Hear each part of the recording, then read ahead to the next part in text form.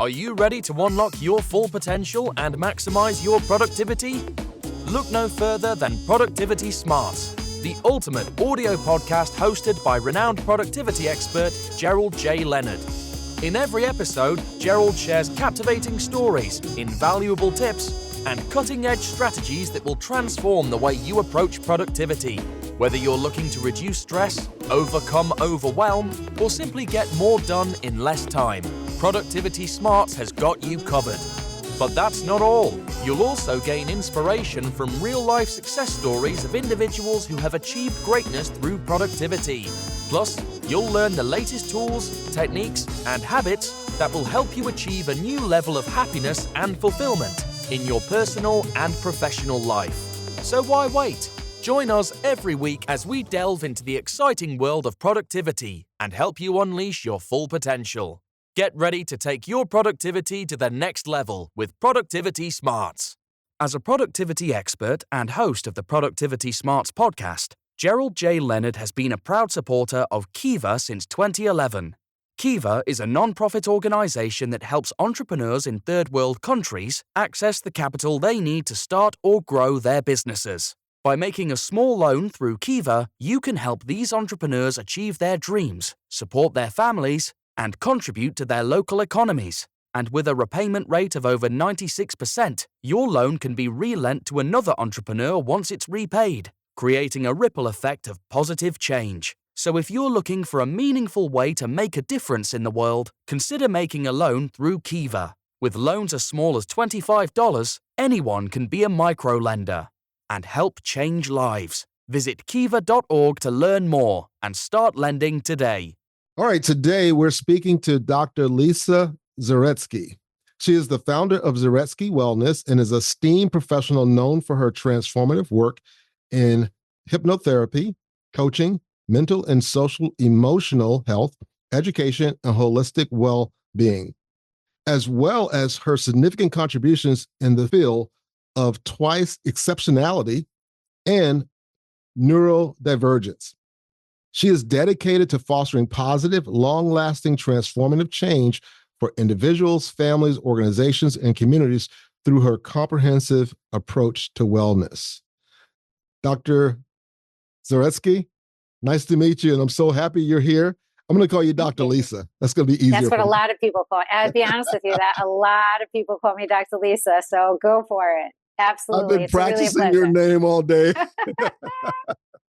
So listen. No need. You can call me Dr. Lisa, and it's truly a pleasure to be here.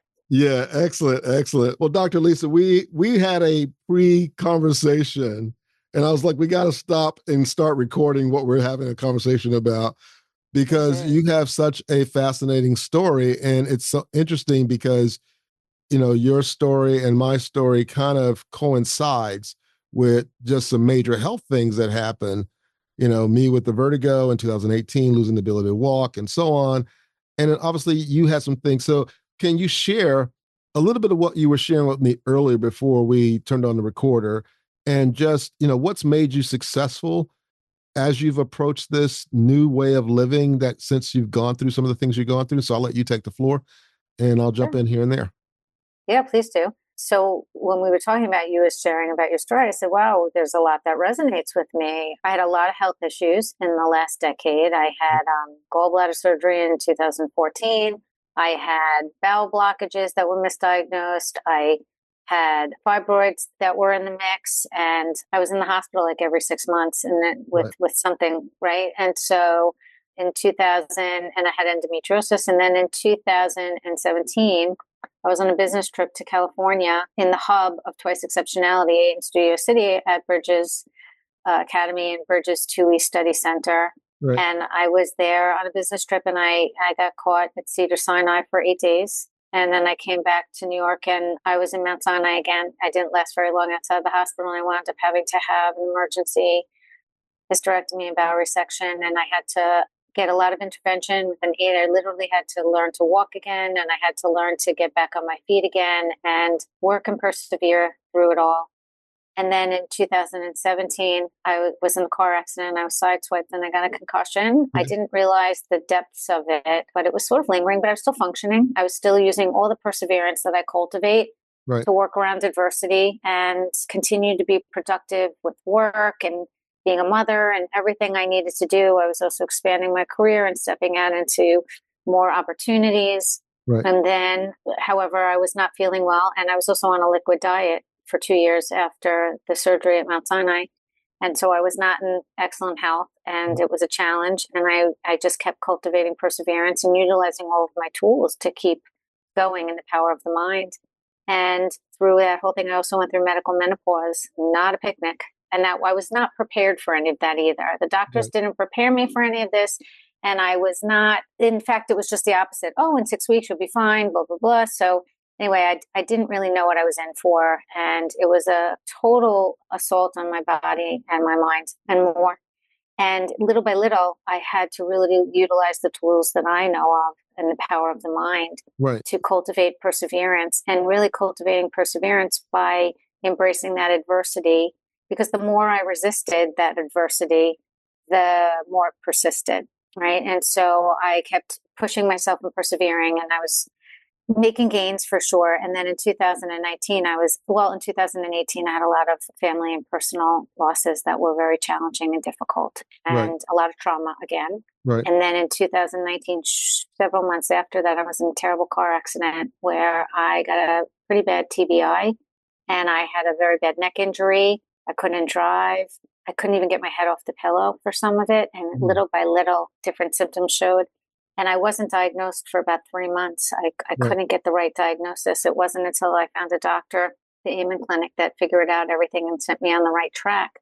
And little by little, again, embracing adversity to cultivate perseverance and find some kind of purpose, or experience some kind of purpose through the experience. And what was that purpose? Expanding my career, modeling for my daughter that no matter what, I can still keep going and moving forward and pursue and finish my doctorate. So I was in the middle of my doctorate when this happened also.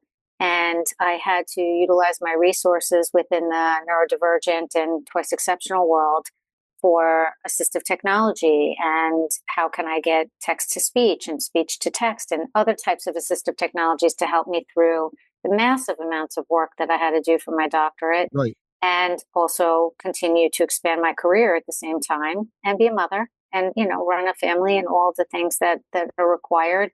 And how do you also adapt? How do you adapt without dropping the bar? That was another piece of it. One of my colleagues who worked with me, and she was very supportive throughout the process as well. And one of the things I really admire about her, and I tell her this all the time when we do talk about this, that she never lowered her expectations for me, because she knew that that would be something that would insult my integrity. Right. And B, that I'm not somebody who is going to respond well to lowering the expectations, because I'm not lowering them for myself. Right. And so in order for her to support me and to help me, her expectations had to stay as high as they were before all of this happened. And we had to find ways to collaborate and adapt, accommodate through assistive technology, but never, never, ever losing sight or our eye on the ball of what the goal was and how to meet it. And I believe that really got me through. And it's so much so that I finished first in my cohort, both with my doctorate degree and defending my dissertation, which was it was really easy. From going to a point where I wasn't even sure that I would be able to do anything, because I couldn't read. My eyesight was affected. My recall was affected. Yeah. I had to go for vision therapy. I had to go for a lot. I had to go for atlas orthogonal therapy. My daughter actually was learning to drive, and we look at it in this way.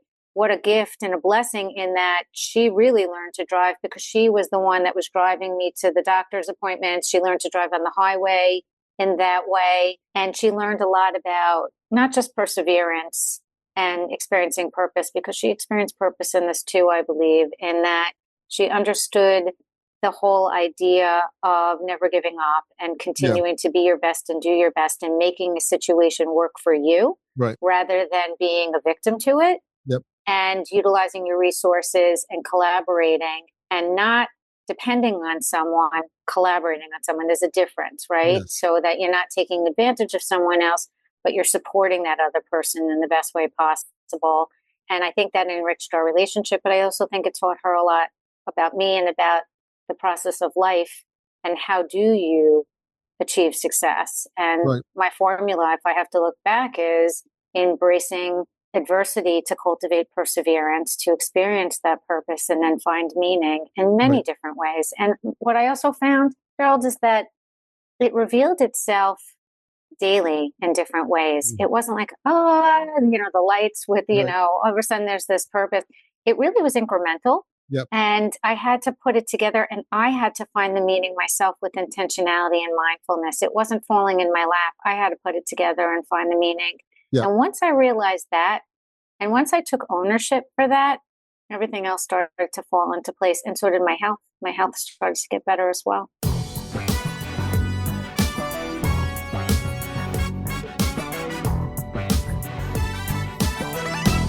Yes, there's so much that you've said there. And I want to go back to the one thing that you said about you and your daughter, and that there are things just, I'm visualizing that whole scene. There are things that she learned in that situation of having to not only having to learn to drive in that environment or under those Mm-hmm. circumstances, but watching you go through what you're doing with all of the challenges, still pursuing your doctorate, still, moving your life forward, still embracing the challenges.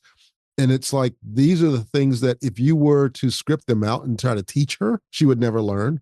And so she could True. only learn them through watching you go through them and catching your resilience, catching your grit to say, irregardless of what happens to me, I'm not just going to go through something. I'm not just going to go through this. I'm going to grow myself through this challenge. And Mm-hmm. I'm not going to get bitter at life, because, I had an accident in 2017. And then a couple of years later, I have an accident in 2019. And in the middle of that, I have a whole lot of other things going on. Some people would just stop and park, right? Mm-hmm. And put the Yeah. car in park, and they would just stew and get bitter and frustrated and say life's not fair and all the other excuses. But I think those of us who have persevered and moved past those massive events had to Mm-hmm. take an attitude that I am not going to get bitter. I'm going to get better. I would definitely agree with that. And for me, it was also cultivating love. And I'm sad to say that that cultivation of love for myself kind of fell in last. And I've learned from that experience. I was so focused on persevering and getting to the goals, which served me well at the time, and also getting well, because I didn't want to live life that way. I wanted to live life at my fullest and my Right. best, to be there for everyone else at my best, and then myself. And then I learned, obviously, that I have to be there for myself at my best also. And once I did, again, everything else started to fall into place. And cultivating and leading with love was, and I call a technique I use called the Magic 7. And Okay. leading with love is how you start it. And when I lead with love, everything else falls into place. The forgiveness comes in, Right. and the bitterness, if there is any, even if it's unconscious or subconscious, it starts to dissipate. Right. And I really intentionally, and with a lot of motivation and mindfulness, work diligently to lead my life with what I call the Magic 7, and teach people to do that too, and sustain whatever progress they make as well. And that's leading with love, kindness, compassion, forgiveness, redemption, mercy, and grace. Right. And so when you lead and live in the Magic 7 and apply those principles, like you said, the bitterness just dissipates because Right. you're raising your vibration to a higher frequency. Yes. And that frequency is also leading the way. So yes, it's my perseverance and it's the purpose I'm experiencing in that, and to reach certain goals. And sometimes those goals, I've had to take a pivot because, we make plans and God laughs. And what you were saying before the recording also, in that current of life, learning to follow the current of life, Yes. steer the ship when you can with mindfulness and intentionality, so that you can stay on a course. But one of the things I've also recognized through all the adversity in my life and the pain, pain is a construct of the mind. And when you get behind the driver's seat of your mind, you're steering it with mindfulness and intentionality. You become unattached, right? And I don't mean detached, unattached. And you stay in that what you call the canoe, as you go through, and you steer it when you're unattached, because you're not hanging on to anything else. So it allows you to go in that direction. And that has led me to see what bigger missions I've been put here for to fulfill, whatever that may be. Right. So what I think I'm supposed to do, or what I think my life has definitely dictated and shown, no, right? So if I can lean into those missions, so to speak, some people call it God, the universe, higher power. For me, it's God. And when I step into those missions and empower myself to do that and connect with my higher power and lead with the principles of the Magic Seven and stay in the present moment mindfully and intentionally, that's when actual magic happens too, whether it be for myself in my life or for the people that I work with. The worry melts away because I'm not in the future. I'm right here. Right. Dysthymia or that heaviness or that from because I'm in the past, it's gone because I'm in the present and I'm floating with the current of life, applying those principles, which raise your vibration and lead you forward in the direction that you need to go. Yes. And I want to stop on that one too, because, I'm sure people who are listening to this, if you're listening, you're thinking, well, what does she mean by the canoe and the current of life? And those, that's kind of the conversation we had earlier. So to back up a little bit, right, rewind the tape, I was sharing how when I had gone through my major bout with the vertigo and had to relearn how to walk and have to go to neurologists and start understanding, I had to really dig deep to understand what was happening with the brain and how does the body impact the brain, because I would go to vestibular therapy and they would have me do these eye movements and body movements. And I would like, well, why am I doing? They would say, well, when you do this, the brain is being rewired this way or being rewired that way. And that fascinated me. And so I began to dig into it more and more. And so I started practicing yoga and meditation and doing those vestibular exercises and having to take naps because I still had that vestibular constraint. But here was the surprising thing that hit me. And I was talking to one of my coaches, Dr. Paul Shealy. I said, Doc, I feel like I'm on a canoe, just kind of paddling very slowly. And all the things that I had written down as my goals started just flying into my life. A new relationship, a new home, just, an investment in my business, my books getting published by major publishers, many things. And none of them felt like a struggle, or I felt like they were too big, or I felt like I was out of place, because I kept focusing on the process more than just the results. And those things were still coming. And I just felt like I was in this canoe. And as you said, it's like you've positioned yourself with the current of life. And, you have to, develop your goals and decide how you're going to steer the ship and be mindful about it. Mm-hmm. But being in that state and learning how to stay in that state has been probably one of the most revealing things that I've ever experienced in life.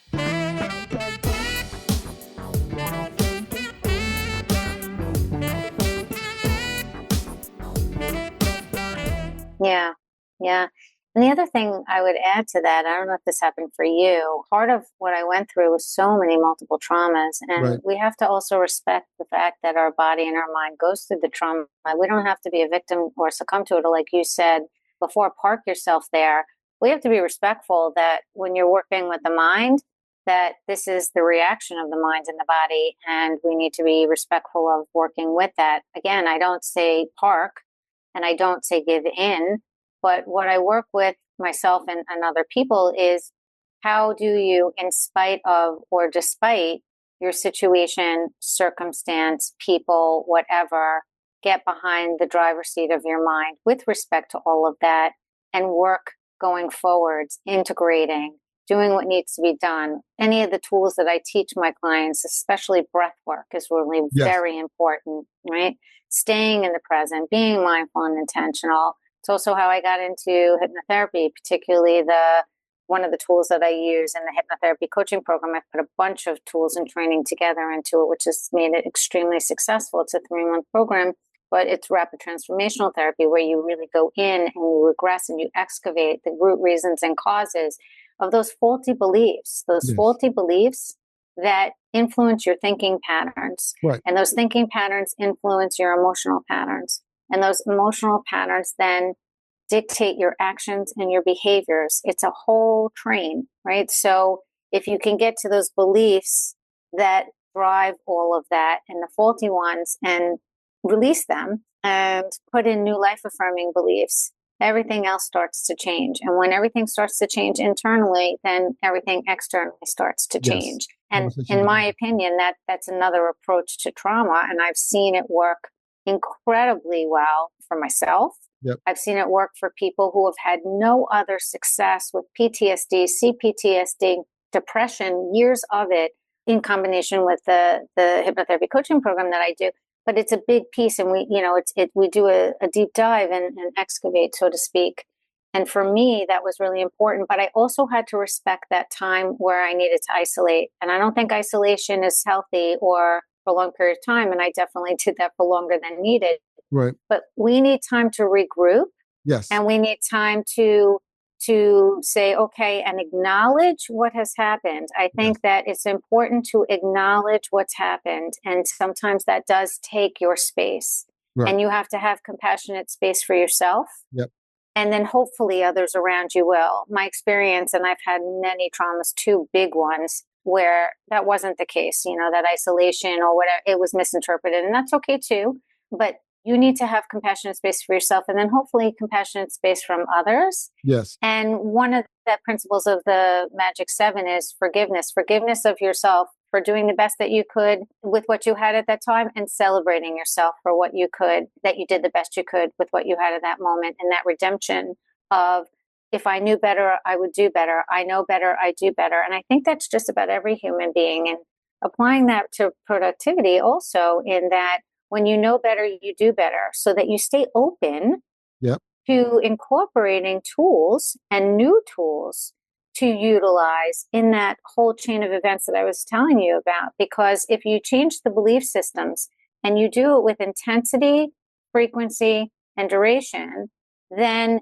you create new neural pathways in your brain. It's the whole concept of neuroplasticity that really has come about in the last 10 years in the literature. However, Dr. Glenn Doman of the Institutes of the Achievement of Human Potential knew this years and years ago. He's in Philadelphia.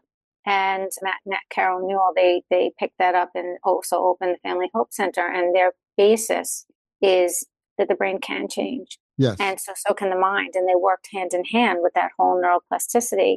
So when you are applying these techniques and tools, and you're intentional and you're willing to bring it in, and you're willing to continue to integrate new tools, new ways, even if it's incremental, the neural pathways do change, and so does your mind, and you can redirect yourself forward in a new way.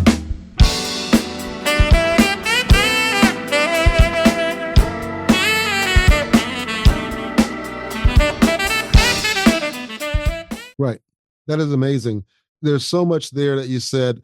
I want to take a deep dive into some of those items, but I want to back up to 2 words that you use and that I use in the introduction. I probably didn't say them as great as I should have, but I've listened to you say them a couple of times, so I think I can get them better now. Twice exceptionality and neural divergence. Can you explain those to anyone listening and to me? Like, what does that specifically mean, and how does that benefit me, or how should I understand that, and so on? Sure. So neurodivergence is when we have neurotypical, which is where, the brain develops synchronistically through someone's trajectory of life. And they pretty much can balance different skills out with executive function, emotional regulation. They learn social rules and the cognition of social thinking. They can pretty much manage schoolwork in a balanced way.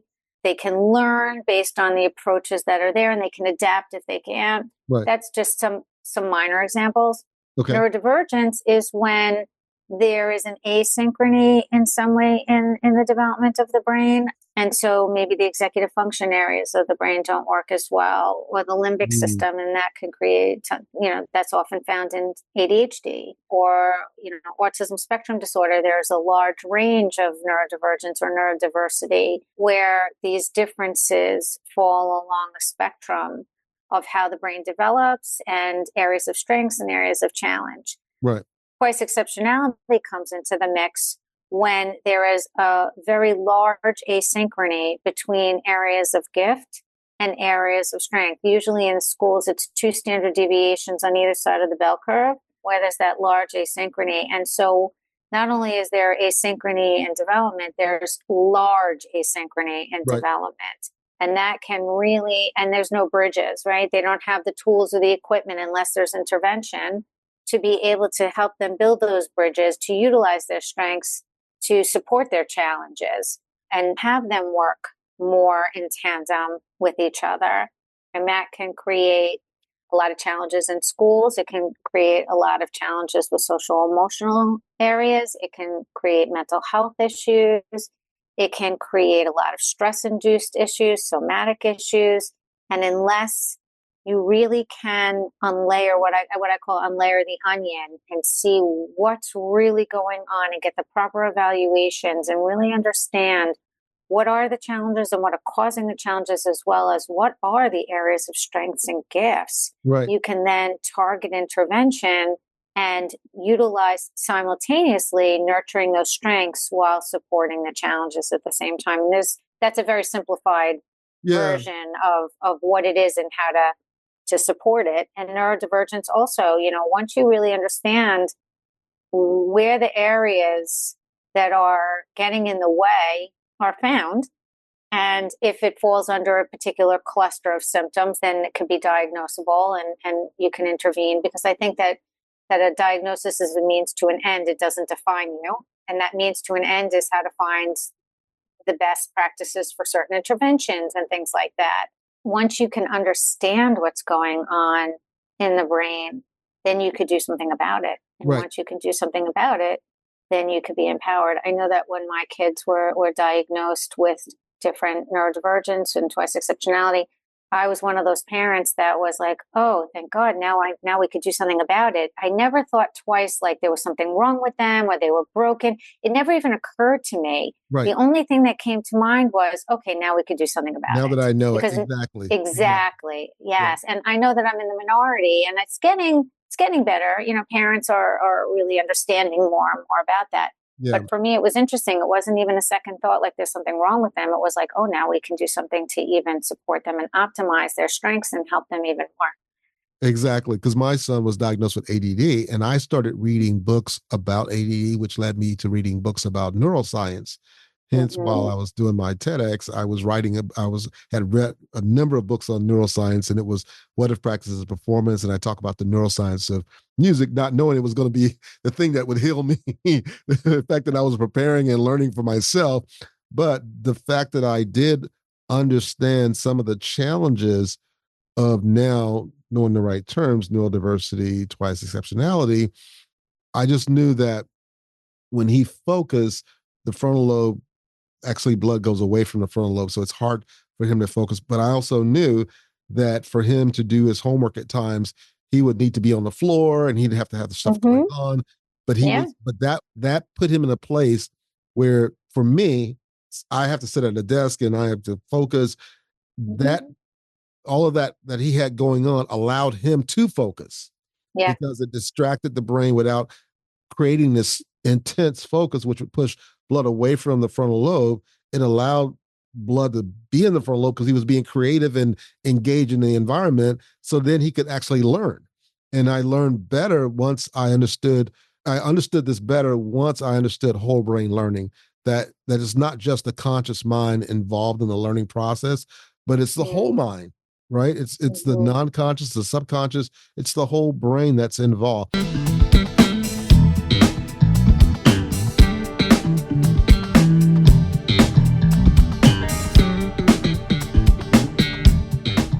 Now, I prepared some questions, and our conversations made me feel like I want to throw these questions out the door.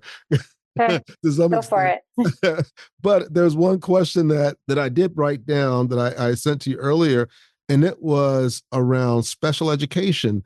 Because I saw that. Obviously what you just talked about, if anyone's listening and if you know of someone who has a kid in special education or a child that's having challenges in school and so on, this is where you lean forward, you kind of like stop what you're doing and perk up and go, okay, she's explaining some concepts here that if you really get them, you will be better equipped to help yourself or your child or your friend's child or your family member's child, because you've developed programs and some strategies to help special education students integrate into the mainstream education and succeed. Yes, Can you yes. explain that a little bit more? Yeah, yeah. So I worked in many different areas of education. So in 1995, I was part of pioneering the inclusion program in Rockville Center Public Schools in Long Island, New York, where the Down syndrome children were in a self-contained class. And there was that Down syndrome program in itself was a model program for other parts of the Long Island, New York. And they decided that they were going to do this inclusion program and pilot it. And we started with with kindergarten and first grade. And we had students who were ready and able to go into the mainstream kindergarten and first grade classrooms, and, required an enormous amount of planning. However, building its own system, so to speak. So you have to build a new system within the system to make it work. Yes. And that requires an enormous amount of training teachers, and it requires, parent education, community education. There's a lot of pillars that have to be put into place, or, track work that has to be put into place. And then the environments have to be accommodating, but not changed, right? Because you want them to have that mainstream experience with the mainstream children in the mainstream environment.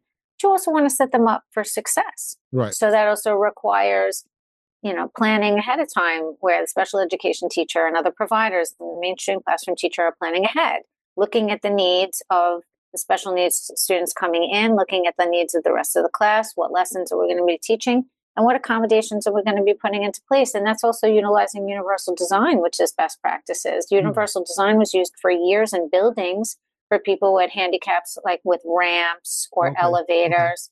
Okay. So now if you apply that to learning styles in the brain and neuroscience, like you were talking about, different learning styles require different approaches. And so how can you accommodate all those different approaches by utilizing universal design? So making sure that you have things that are available for visual, verbal, and what we call kinesthetic, where you learn through hands-on learning. What could be experiential? When it's experiential, what are you doing that's facilitating or evoking the student's strengths so that you have buy-in and you can engage and guide them in? When you group students, how do you group them based on a cross-strengths approach so that they're complementing each other? So this one is strong here, but maybe not as well here. So you put somebody else in that's strong here. So when it comes to the program, they're utilizing cross-strengths and learning other skills as well, like social cognition skills, such as collaboration and community and communication. So it's scaffolded and it's multi-layers, and you really have to look at it from an aerial view as you're planning and implementing. However, it's so doable. And it's not that's, in terms of now that program is K through 12, and it services more than Down syndrome children. It services children who don't take the same route for a high school diploma. Yep. However, that applies to twice exceptionality too, if you think about it, because these kids require an enormous amount of accommodation and tailoring because of their asynchrony. So the best approaches are strength-based, interest-driven, and talent-focused approach, where you're accommodating their incredible, amazing strengths and gifts. Yep. And then you're taking those and then you're utilizing those, building bridges to support and continue to support, even if, in the younger years, it might even need remediation, the areas of challenge. A good example in a public school would be maybe somebody who's in a resource room in an AP class, somebody who's accelerated with compact learning, which is where if somebody already has mastered something, a whole area, you move them ahead to either the next subject or you advance them by grade. And so that they might be advanced and yet in another type of class that requires something else. There's very different ways that you can do that, but that's another way of what I would consider inclusion.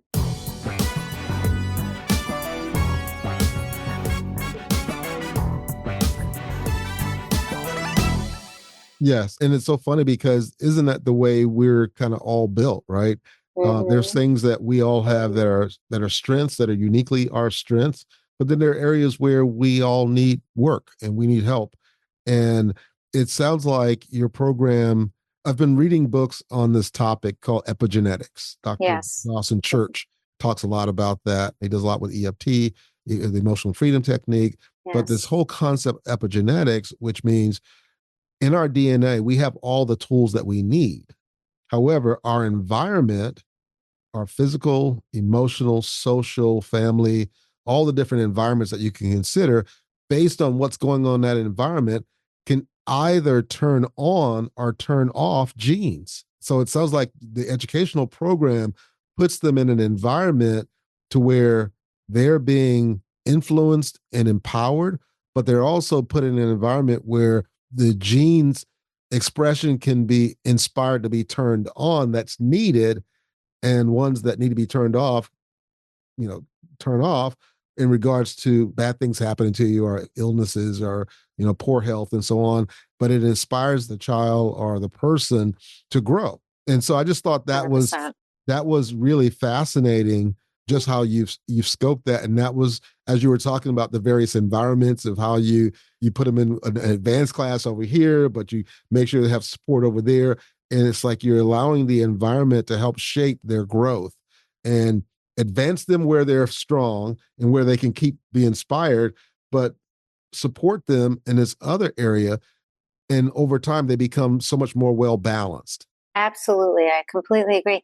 And even more so than well balanced, they become who they are authentically meant to be. Yes. And I think that that's even more important, is that they step into their own power. They step into, and where they're, their niche areas, they're able to really formulate a path in an area of strength and challenge while learning how to support the challenges, but where they're really creative and innovative and interested and can excel. And little by little, it does start to come together, but they also become uniquely them and follow the path that's right for them. So one of my sons was accelerated in science. He really needed to be accelerated in math, but they didn't have the same kind of acceleration in math. So they accelerated him in science. And then they saw that he was really interested. So they put him in an advanced research class, and he had to go up to the high school from middle school. Long story short, it dictated his path in that he just graduated with a PhD in neuroscience. So you can see how something like that, and there's a lot of research unknowns to me at the time. I was just going with the flow and trying to figure out how to make things work. But the research does support that, right? The research absolutely does support that. And there are books on that, like Dr. Scott Barry Kaufman. He wrote the book Ungifted. He also wrote the book Wired to Create, where he talks about that whole epigenetic piece that you were saying, and how the genes turn on, turn off. And if we support the whole child in that way, then they can step into who they're meant to be, given the tools and the resources and the support. Right. But if you're stepping into an industrialized education where it's a one size fits all, that's where you're going to see it implode the most. Yeah. Right? And in fact, that becomes a situation where you're just kind of creating kids or individuals who become clogs in a factory more than their authentic self and individuals. Mm-hmm. And so they really come out and contend to struggle unless they're in an environment, in a school, or the parents are involved in such a way that they give them this extracurricular. And to me, it just screams how important it is for us as parents, especially if we have young ones that are still in the school age and they're being shaped, to really be involved because of what, again, using the term epigenetics, which means that the environment influences the development of the genes in the body and the brain and so on, that we want to give our kids and the people around us, even in our companies, we want to give people the opportunities to expand and grow and the support mechanism they need, because you may have someone who's performing on a low side of the scale, but if they're put into the right environment with the right encouragement and the right stimulation, they can actually take off and excel in ways that they wouldn't even believe that they could do that.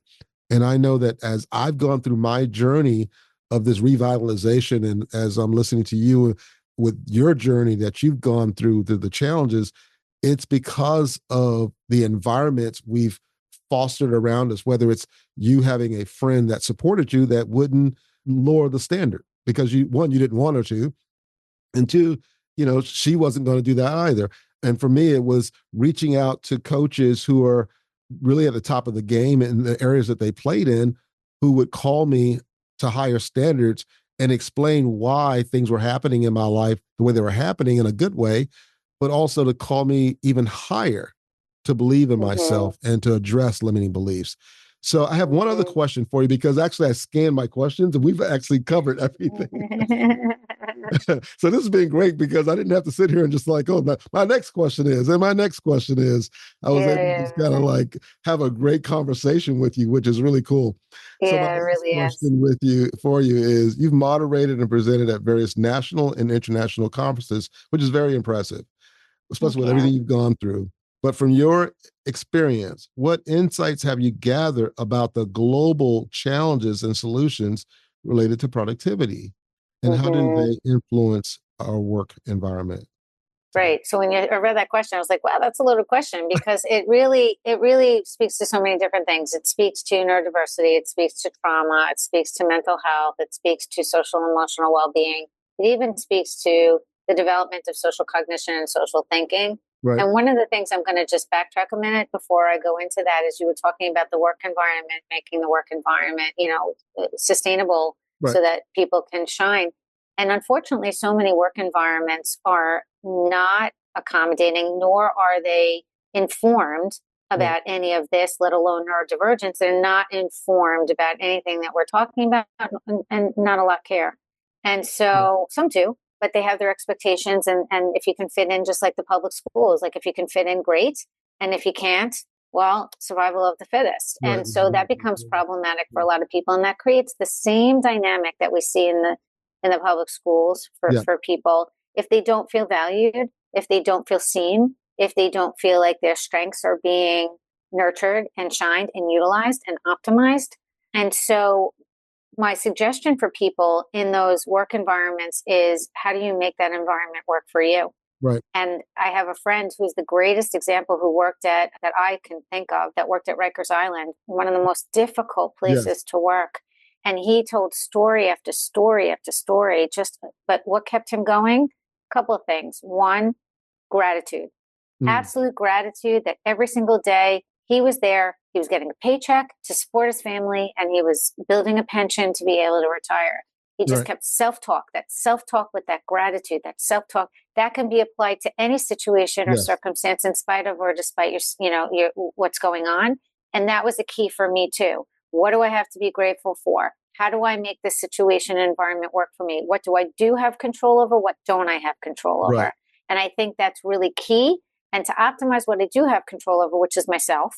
Yep. And I might not have had control over the rate of healing or mobility or brain fog or things like that, but how can I get around it? How can I build staircases? How can I build bridges? How can I navigate? And that was the perseverance that I was telling you about. And finding meaning in that, meaning in my recovery, what I was modeling for my daughter, and the achievements that I knew I was going to make, and I did. Right. And that's just throughout my whole life. And whatever work environments I've had, I've learned that, and I've risen to the occasion, and whether I liked it or not. Right. So I think that's important for the audience to really understand and know. Yep. And then on a global level, listen, there's so much trauma, mind-based control trauma, all of these things that the world continue, wars and illness and all of these different things, and inflation.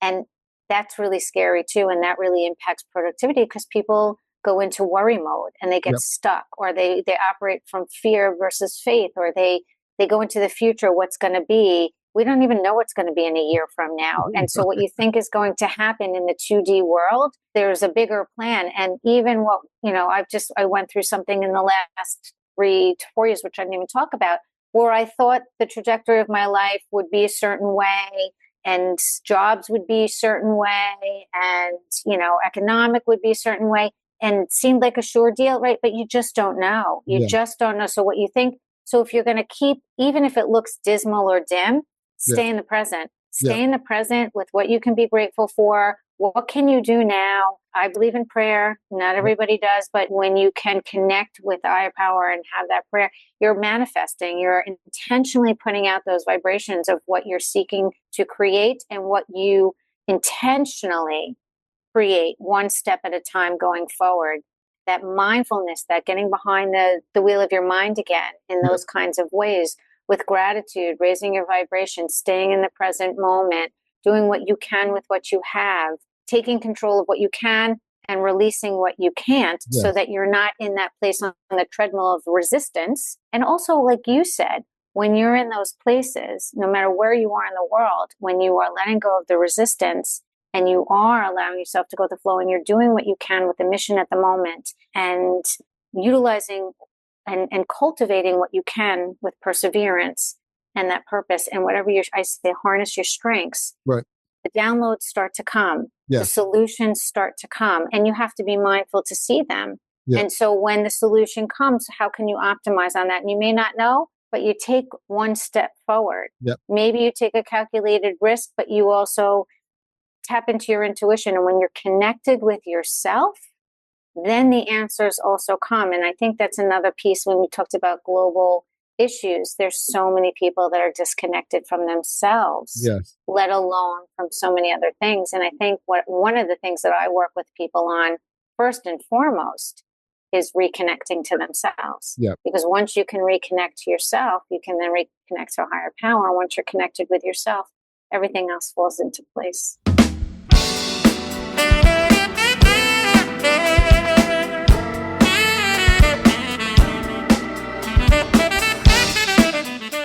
Exactly. I think one of the greatest things out of everything you've said is a lot that you've said there, but one of the greatest things I think people can take away is gratitude, right?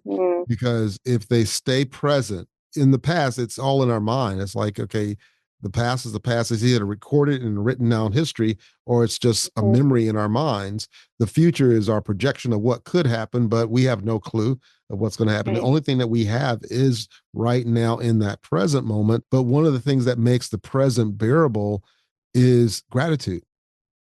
Because if you're writing down, Dr. Marty Seligman talks about that, he says that if he had to give a prescription of Prozac or whatever to different medications, one of the greatest prescriptions he could give a patient was for them to write down 5 things every night before they go to sleep, what they were grateful for.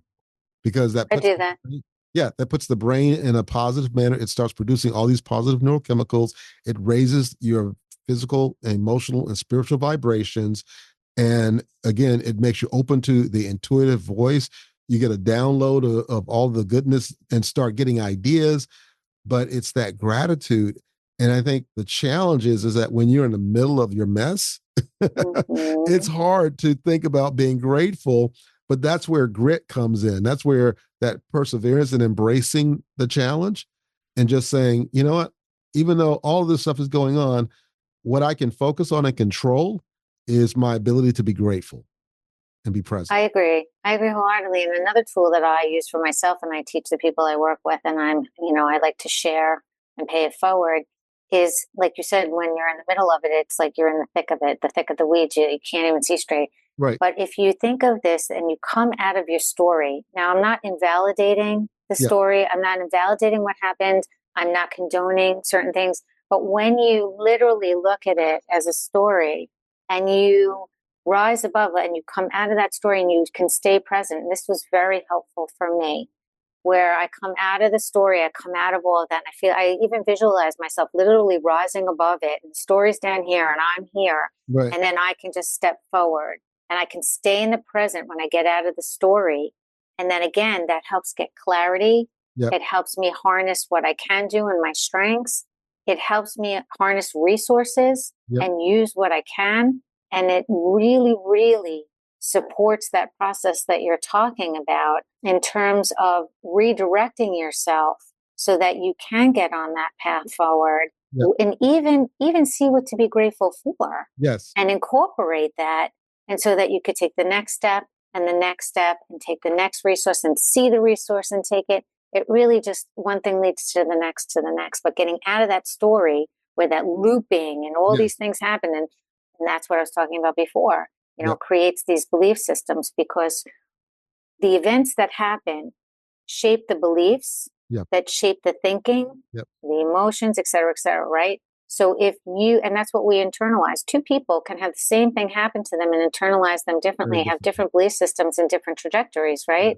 So if you can get out of that, if you can get out of the stories you're telling yourself and apply the principles of the Magic 7 and look for the gratitude and cultivate that perseverance and keep going forward, as you do that, the purpose also will help you experience the gratitude, and the gratitude will help you experience the purpose. They work hand in hand. Exactly. Dr. Lisa, this has been a fascinating conversation. I could talk to you all day long. Yeah. About these things, because you're very deep. Obviously, you're very deep in your knowledge and your wisdom and insight. And if people want to learn more about you, work with you, even gain some coaching from you, figure out how to get support from you, where can they go to learn more about you, and where can they go for support? Thank you for asking. Yeah, I'd just add, I'm real because I've lived a lot, and a lot of it comes from experience as well as the extensive training and education I have. So they can go to my website at www.drlisazaretsky.com. Excellent. I will put that in the show notes. My team and I will put all that together. I have to say this. I really wanted you on the show after we met in Toronto at the International Association of Top Professionals, which we were both inducted into. And when I heard your speech and just how open and honest and real you were, I was like, I got to get her on the podcast because I just felt like you would be an amazing guest, bringing your authentic self with all of the things that you've gone through, but sharing them in a way that provides hope and a vision of what someone's life could be if they applied the principles and the things we talked about. So thank you so much for coming on and sharing your wisdom. It was such an honor and a privilege. Thank you so much. Excellent. If you're enjoying the content and finding it valuable, we would appreciate it if you could take a moment and leave us a review. Your feedback is important to us and helps us reach a wider audience. If you leave us a 5-star review, it would mean the world to us. Not only does it help us improve the podcast, but it also helps us attract more sponsors and grow our community. Thank you again for your support and for listening to the Productivity Smarts podcast. Thank you for tuning in to Productivity Smarts, where we help you achieve your goals and live your best life. We hope you've gained valuable insights and actionable strategies to boost your productivity and increase your happiness and fulfillment. Remember to apply what you've learned and keep striving towards your goals. And if you haven't already, be sure to subscribe to our podcast for more inspiring episodes and expert advice from our host, Gerald J. Leonard. Until next time, keep pushing forward and unleashing your productivity smarts.